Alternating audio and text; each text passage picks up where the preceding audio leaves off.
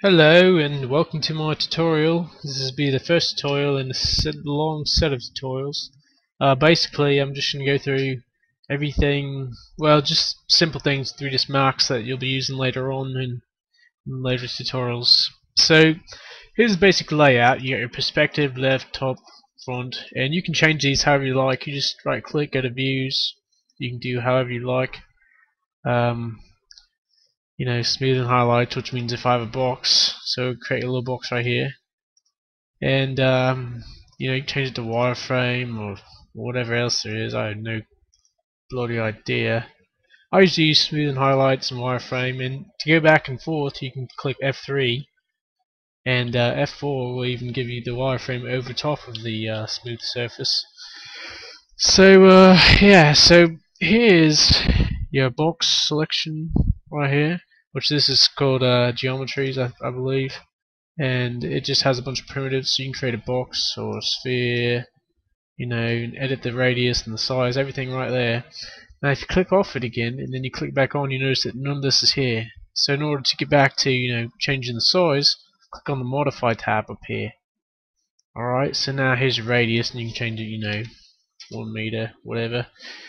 And you don't really need to worry about your motion or that. Yeah, you don't really need to worry about that. We'll use this later to once we unwrap our models and get them into Photoshop, or we can texture them. But I'm not going to get into that in this tutorial. So let's just start off this box, and we're going to make a quick render real quick. Let me just make a plane. So yeah, just move a little plane underneath here, and you can change the color by clicking here. And also, I forgot to go over this, but here's the move tool. So usually you'd use the selection tool, select this or that, the box, whatever it is.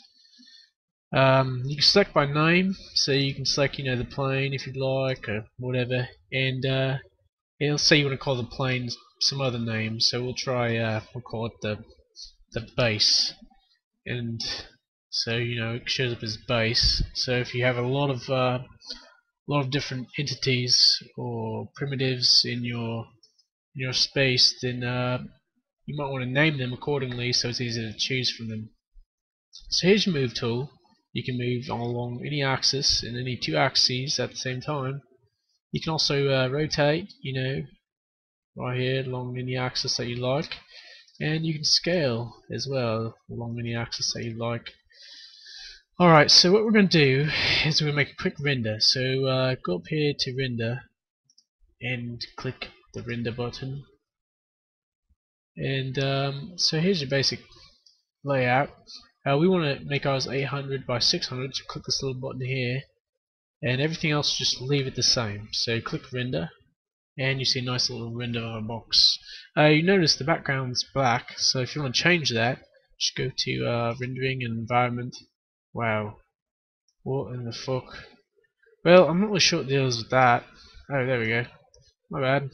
And you can change the colour, so if you want to be like grey, change it to grey. If you re-render, it's grey there now, or over there. Alright, so close this out. Let's make our render look a little bit better. So if you look along here, you have your primitives, like I said, and you can change it to extended, blah blah blah blah, all this crap, which is the same thing as going over to create, and you can go standard, extended, blah blah blah blah. Alright, so you got that, shapes, lights, cameras. You need to worry about these other ones over there. So let's go to lights real quick. So in order to make this render a little bit better, we're going to start with an Omni light, and we're just going to place it kind of randomly in the scene. Now that we know where it is, we can move it around a little bit, get us a nice little light. Alright, so as I said, you don't have any options here, so you gotta click the modify tab up here, this little blue place. And we want shadows to be on, and shadow map is fine. A lot of people use ray tracing of some sort. And multiplier, you can change the intensity of your light. So if you don't want to be as bright, change the color, which I'd like to stick some sort of orangey looking color here. Now I'm just gonna render it real quick. So let's just render. See, now I had this nice shadow, nice little bit of light coming from here, and you can even move the light if you like. Place it wherever you like. And if you rotate around here, you can see the nice little shadows cast by your box. Alright, so we've got ourselves a nice little box. Now what we're going to do is we want to apply material. So go up to material list, which is right here, or the shortcut key is M, so you press M and it pops up. And here are your materials, So what you want to do, what I did here, you want to take a material, a new one, and apply it. You can either click and drag like that, or you can take it and click this button while you have your object selected. And then what we're going to do is you can go click here, click next to diffuse, this little button right here, and then click bitmap, because we want a bitmap. And then just click a texture that you like. So I have all kinds of crap on here, I'm sorry about that. We'll click here, I'm not sure what this is, but it'll work. And then click apply, so it shows up on there. Wow, yeah, it looks. Yeah, so you notice you can't even see it. Well, I'm sure like, well, what the hell, man? You can't even see the material on there. So what you need to do is click this little checkered box over here, and your materials show up. So there's your material so far. Looks rather nice, I suppose. Yeah, let's just render it real quick. Nice, see there's your box, and it's got a nice little material on it.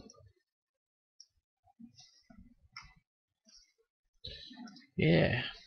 So there you go, this is the basics, you're applying materials, starting with a little primitive.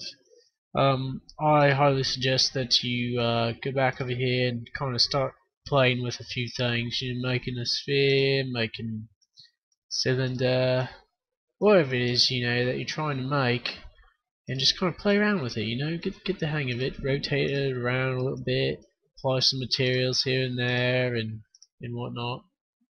So, and of course, you can always work on rendering, because it's what makes your dick hard, really helps out when you're done with your project and you have a nice render.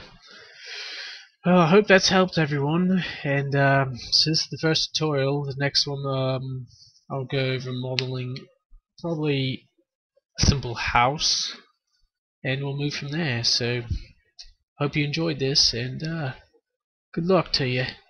See you later, mates.